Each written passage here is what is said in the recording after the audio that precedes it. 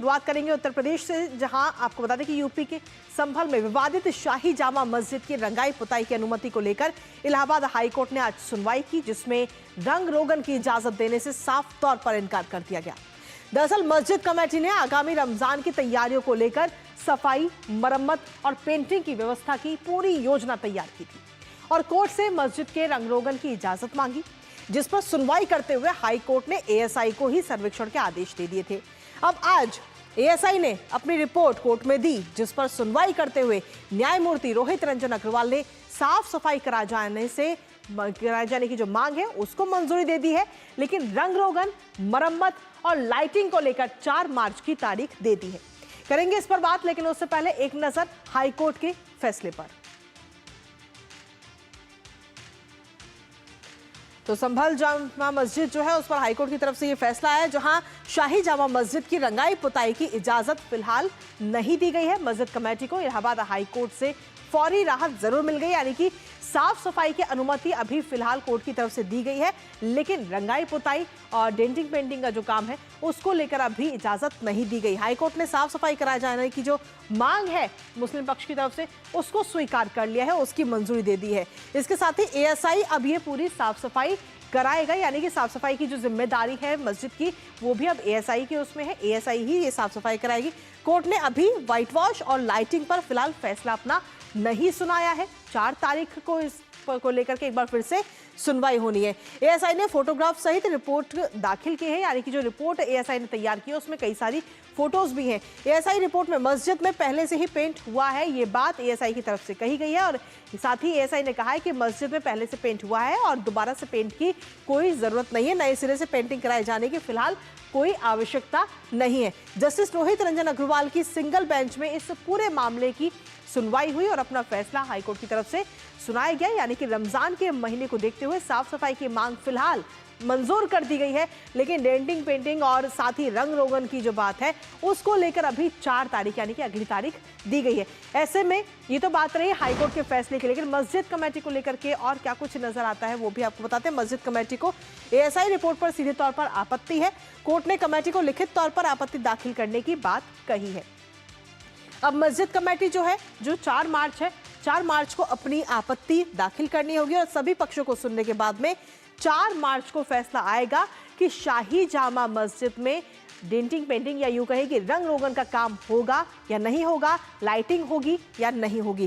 Court ने committee को लिखित तौर पर देने की बात कही है। मस्जिद कमेटी को अब 4 मार्च को अपनी आपत्ति दर्ज करनी होगी। ये तो बात रही मस्जिद कमेटी की, लेकिन इस पूरे मामले पर हिंदू पक्ष की तरफ से क्या कुछ कहा जा रहा है एक बार वो भी आपको बताते हैं। हलफनामा दाखिल करने की इजाजत इस वक्त हिंदू पक्ष की तरफ से हिंदू पक्ष को बोली गई है कि अब वो हलफनामा दाखिल करें। 4 मार्च को ये हलफनामा दाखिल किया जाएगा। तो 4 मार्च की तारीख जो है वो काफ़ी महत्वपूर्ण है, काफ़ी मायने है और दोबारा इस पूरे मामले पर सुनवाई होनी है। मरम्मत और पुताई होने से कहीं ना कहीं ढांचे को नुकसान हो सकता है, ये बात हिंदू पक्ष की तरफ से लगातार कही जा रही है और साथ ही हलफनामा दाखिल करने की इजाज़त कोर्ट की तरफ से हिंदू पक्ष ने मांगी है। तो ये तो बात रही हिंदू पक्ष की, लेकिन अब कहीं ना कहीं इस पूरे मामले पर नजर लगातार बनी रहेगी। 4 मार्च को जब इस पूरे मामले पर एक बार फिर से सुनवाई होगी और 4 मार्च को इलाहाबाद हाई कोर्ट की तरफ से ये साफ हो जाएगा कि संभल की जो विवादित शाही जामा मस्जिद है उसमें रंग रोगन या यूं कहे कि पुताई का काम होगा या नहीं होगा। लाइटिंग की जो बात मुस्लिम पक्ष कर रहा है वो लाइटिंग की व्यवस्था होगी या नहीं होगी। हालांकि फिलहाल फौरी तौर पर अगर हम देखें तो साफ सफाई की इजाजत कोर्ट की तरफ से दे दी गई है, क्योंकि रमजान का महीना बेहद ही नजदीक है, रमजान शुरू होने वाले हैं। हमारे साथ ताजा अपडेट के लिए सीधा विकास इस वक्त जुड़ रहे हैं, सीधा उन्हीं का करेंगे। विकास, जिस तरीके से देखें तो फिलहाल फौरी तौर पर तो राहत जरूर मिल गई है मुस्लिम पक्ष को, लेकिन रंग रोगन को लेकर फिलहाल इजाजत नहीं दी गई है और अब अगली तारीख 4 मार्च। बिल्कुल 4 मार्च को मुस्लिम पक्ष के द्वारा ये बताया जाएगा कि रंग रोगन की ज़रूरत उन्हें क्यों है, लेकिन इससे पहले जब एएसआई की टीम ने वहां पहुंचकर बाकायदा शाही जामा मस्जिद में वीडियोग्राफी की, फोटोग्राफी की और वो फ़ोटो भी अपनी रिपोर्ट के साथ दाखिल किए हाई कोर्ट में, उसमें साफ जाहिर है एएसआई ने जो बातें कही हैं उसमें सबसे महत्वपूर्ण चीज़ है कि वहाँ पर किसी भी प्रकार की रंग रोगन की ज़रूरत नहीं है, सिर्फ साफ सफाई से काम हो सकता है। वहाँ पर जैसा अब आपने जिक्र भी किया कि वहाँ पर टाइल्स और पेंटिंग का काम पहले भी किया गया था वहां पर, उसकी वहां पर कोई जरूरत नहीं है। तो इन सब जरूरतों के बाद अब मुस्लिम पक्ष क्या कुछ कहेगा, तो ऊपर से हिंदू पक्ष के द्वारा जो बातें कही गई हैं और जो हलफनामा दाखिल करने की बात कही गई है, वो भी 4 तारीख को अपना हलफनामा दाखिल करेगा। उसकी तरफ से ये दावा है कि वहां पर तमाम सारे प्रतीक चिन्ह जो धार्मिक मान्यताओं के अनुसार, हिंदू मान्यताओं के अनुसार उस परिसर में है, मौजूद हैं, तो उन चीज़ों को वहाँ से मिटाया जा सकता है रंगाई पुताई के बहाने, वहाँ मरम्मत के बहाने कहीं वो सब प्रतीक चिन्ह ना मिटा दिए जाएं। ये हिंदू पक्ष का कहना है कि वहाँ पर इसलिए उसकी ज़रूरत नहीं है, और ज़रूरत है भी नहीं इसलिए कि वो एएसआई की रिपोर्ट में साफ जाहिर होती हैं ये सारी बातें।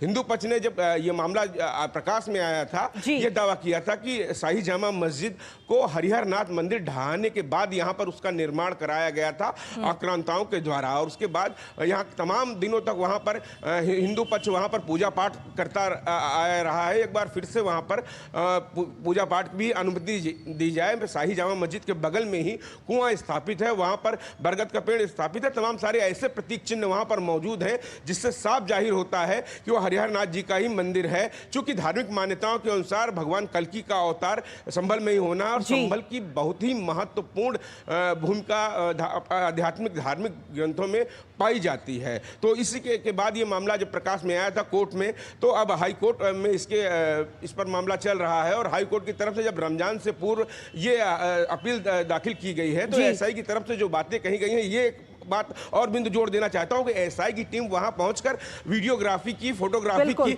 इससे पहले हालात ये थे कि एएसआई की टीम को भी मस्जिद के अंदर घुसने की परमिशन नहीं दी जाती थी। एएसआई की तरफ से ये दावा खुद किया गया था, ये अपील की गई थी चंदौसी की कोर्ट में कि उनको वहां जाने की इजाजत नहीं है, उनके संरक्षण में ये मस्जिद होनी चाहिए, क्योंकि एएसआई के अंडर में ये मस्जिद आती है। तो अब एएसआई के द्वारा ही वहां पर साफ सफाई की जाएगी, ये अच्छी बात है जी। लेकिन इसके साथ ही विकास, अगर हम देखें तो रंग रोगन की फिलहाल इजाजत नहीं दी गई है, और मुस्लिम पक्ष ने एएसआई की जो ये रिपोर्ट है उस पर भी अपनी आपत्ति दर्ज की है। आखिर मुस्लिम पक्ष को एएसआई की रिपोर्ट पर आपत्ति क्यों है?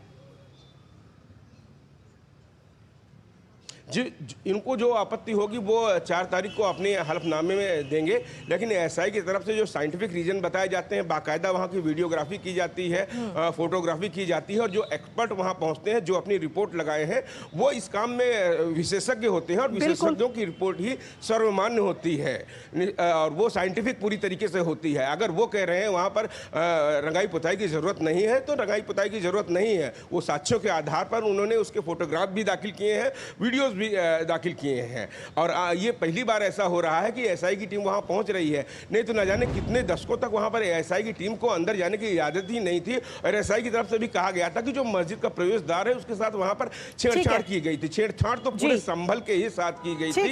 ये शाही जामा मस्जिद कोई बात क्या करें वहां पर कि वहां की पूरी डेमोग्राफी बदल दी गई। फिलहाल बहुत बहुत शुक्रिया तमाम जानकारी और अपडेट